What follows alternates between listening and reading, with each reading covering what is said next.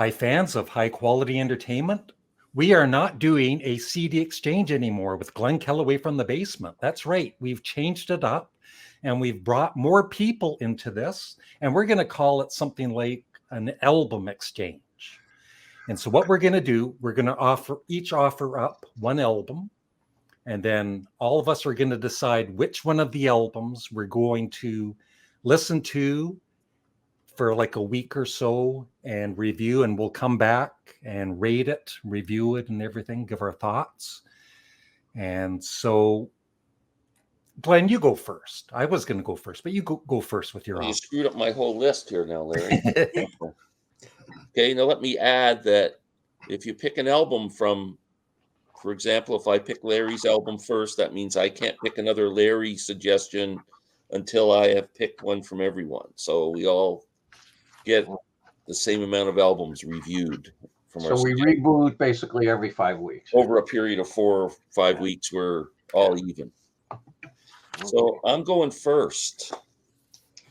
All right. Now, Larry, I've been doing this for a couple of years now, and so I know I'm going to be showing albums that Larry's already reviewed at some point.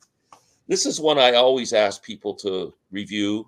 It's my favorite Canadian band. They're still making records, and this album came out in the mid-'90s as an indie album. The band is called Lowest of the Low.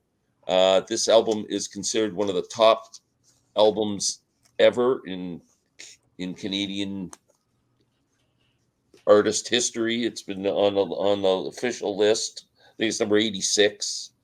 The album is called Shakespeare My Butt.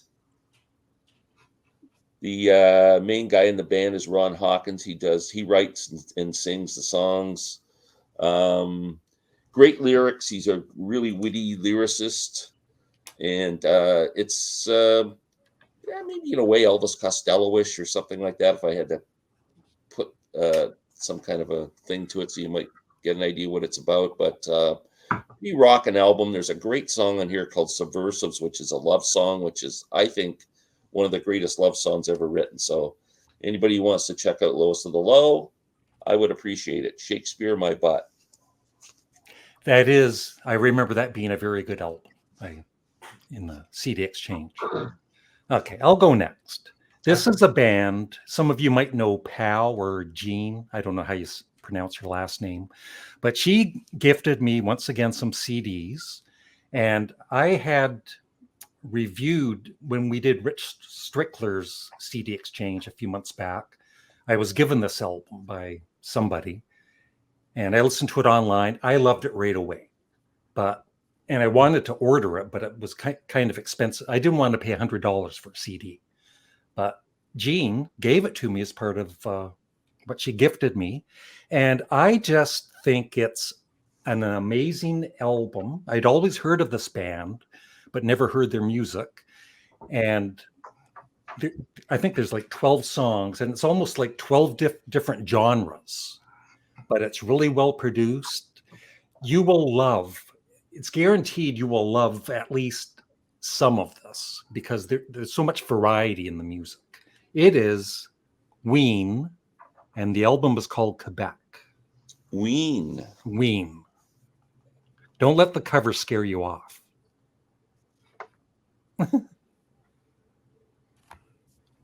I think Ween's on my embargo list for stupid.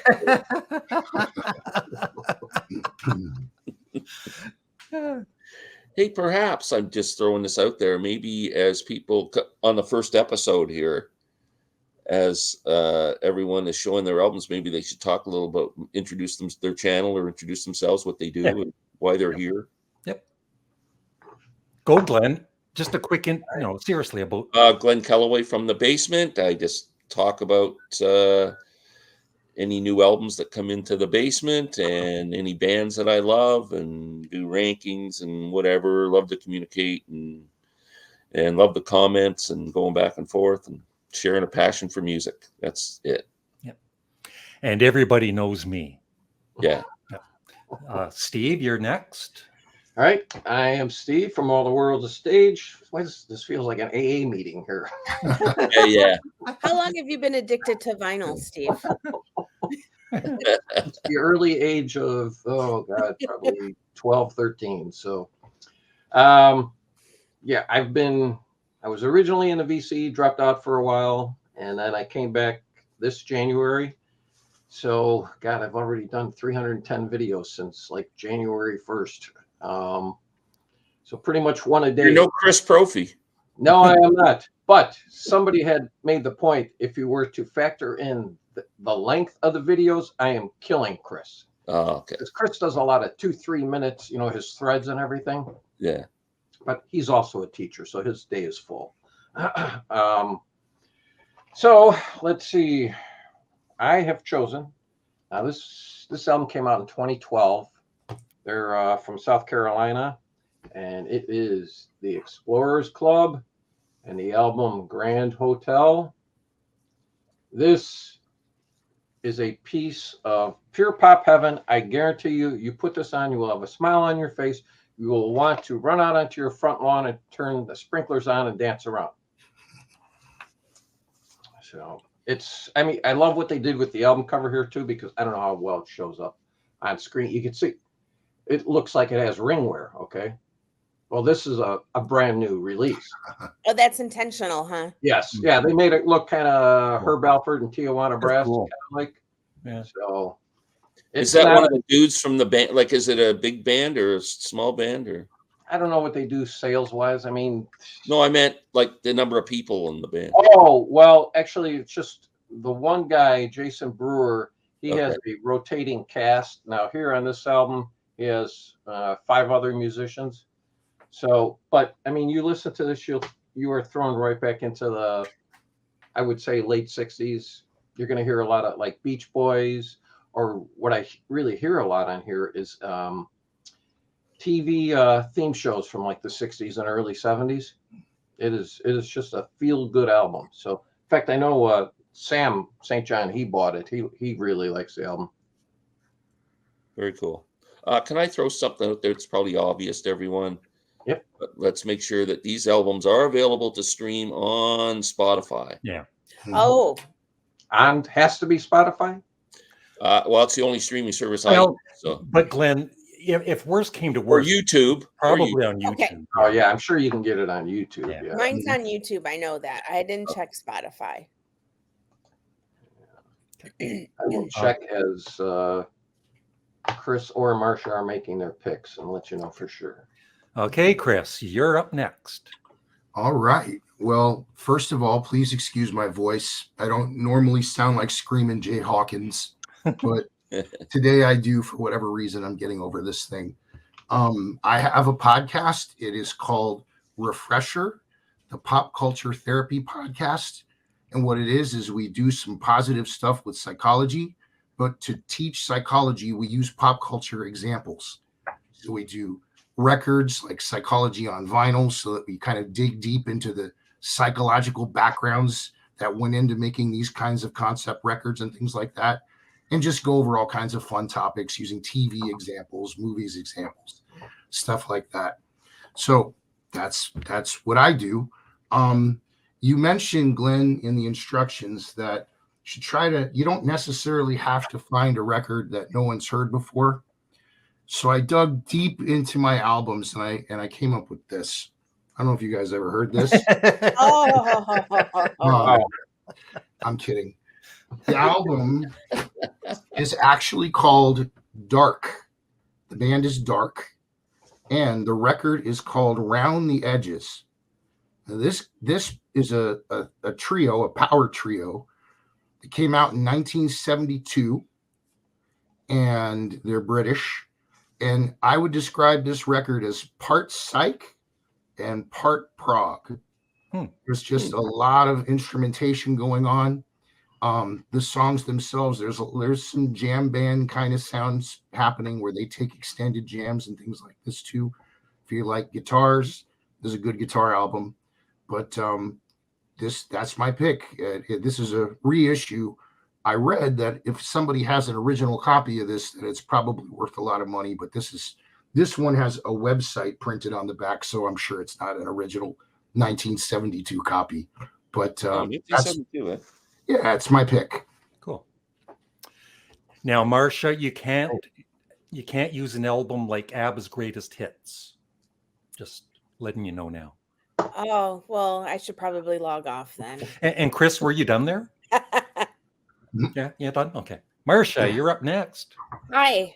Okay. So I have a channel, Marcia P. I make videos very, very infrequently because I am sort of lazy and kind of busy at the same time.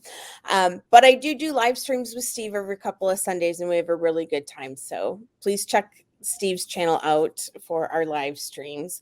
So I am bringing to our album exchange probably the most commercial album or well known, and it's an artist that I've not talked about on my channel, and I've not talked about it on the live stream with Steve other than to say I like this band. But it isn't the band, it's his first solo album, and it's Eddie Vedder's Into the Wild, and it is the soundtrack to the film of the same name.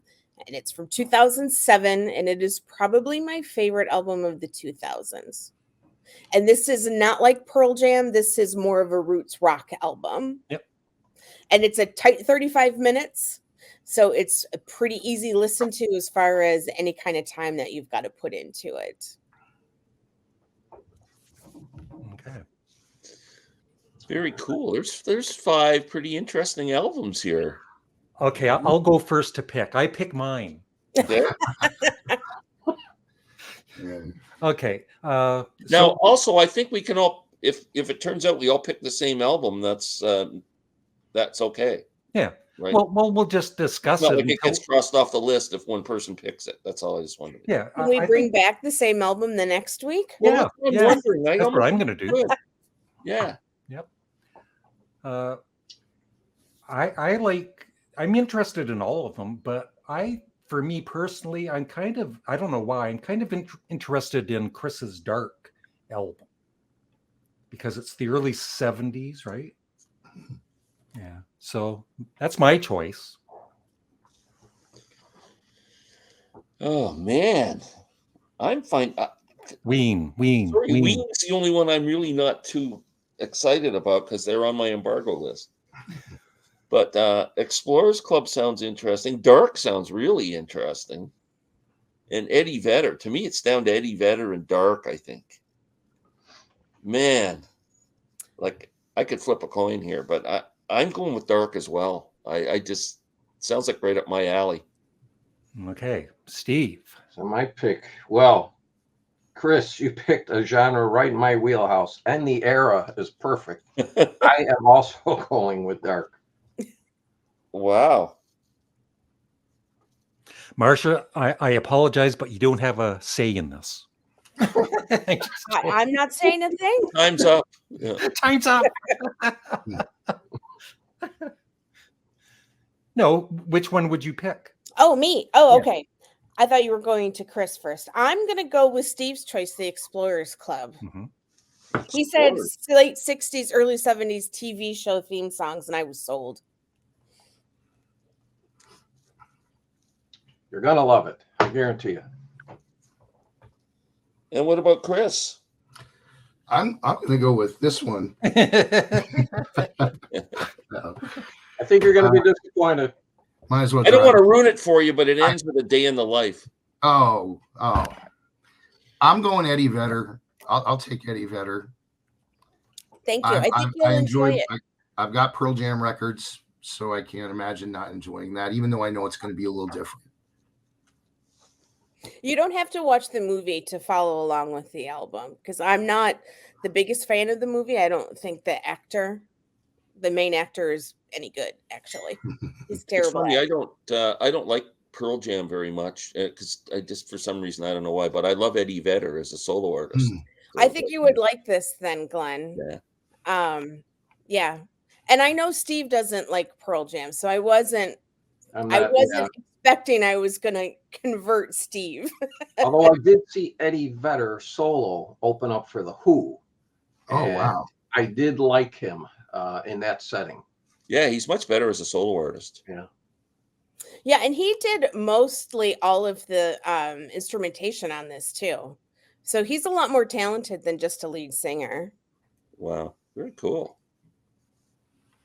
And Marcia, if you do like the Explorers Club, I checked. Forget trying to get the LP. It's like $200 now. But the CD, you can get it on Amazon with shipping, tax, probably for less than $10. Oh, perfect. Great. Yeah, the Dark record is on Spotify. It's called Round the Edges. Around the edges. Yep. Interesting. Wow, some great picks. This is a pretty good start. Yeah. How long are we giving each other to do this? Like by next Sunday? Will everybody be able to come back next Sunday for I a will. review? Sure. I'm going to give it a spin today. Yep. Yeah. I have a lot of errands to run, so it's perfect for me to listen to in the car. Excellent. Well, so Larry, you and I got shut out. Yeah. Well, you can throw them up next week, right? That's Yeah. why we're going to do Hey, this. Glenn, why don't we end this idea and go back to our Yeah, this old was very good. chain? You know, nobody wants to listen to our Who has music. these people on? So next week, I cannot pick Steve's album.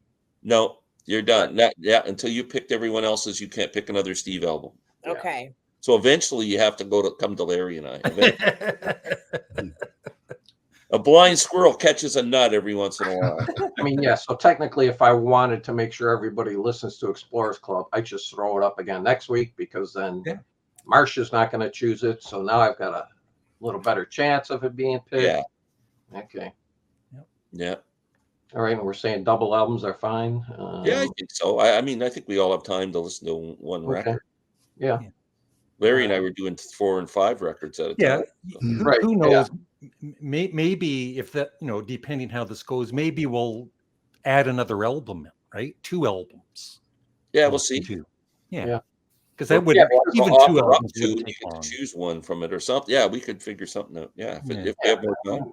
I'm going to give it a legitimate 3 spins at least. Yeah. Like I would any other album, like I bought, just to make Yeah. sure I know whether or not I like it.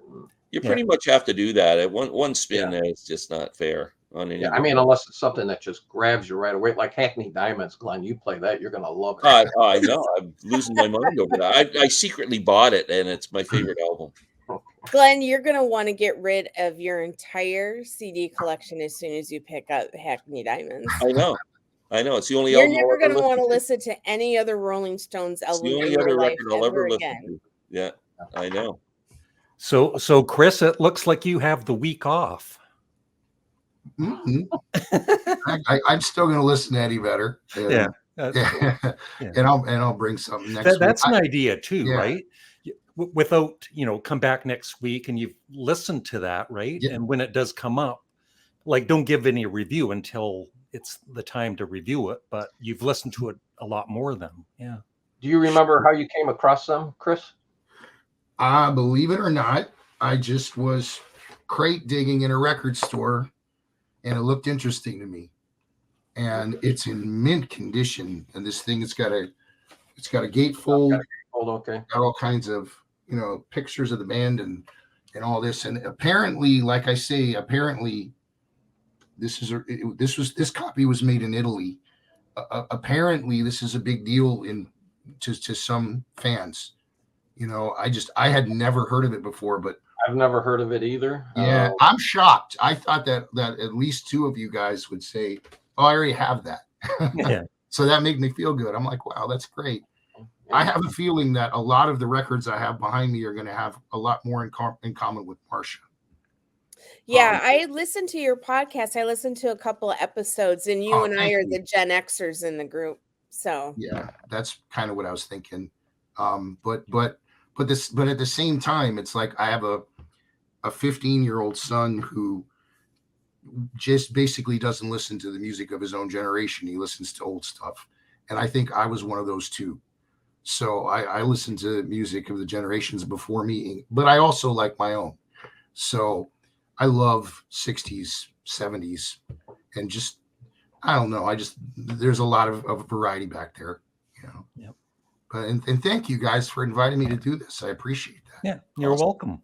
We'll So look forward to, be sure to check out everybody's YouTube channel and Chris's podcast. And thanks for watching. We will be back in 1 week to review and rank Dark Round the Edges from 1972. Bye. Bye.